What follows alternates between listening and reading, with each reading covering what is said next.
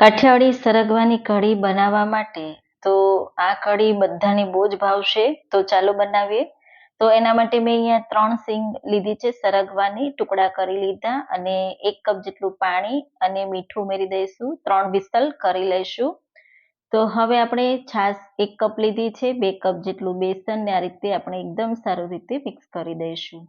સરગવો સારી રીતે બફાઈ ગયો. કડાઈમાં તેલ ઉમેરી દઈશું. રાઈ, જીરું, લીમડો, લીલા મરચાં, સૂકા મરચાં ઉમેરી થવા દઈશું અને કઢીનું બેટર ઉમેરી દઈશું. થોડું પાણી ઉમેરી મિક્સ કરી દઈશું.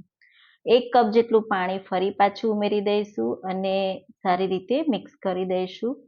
થોડા મસાલા કરીશું. હળદર, ધાણા જીરું પાવડર, લાલ મરચું પાવડર, મીઠું ઉમેરી મિક્સ કરીશું.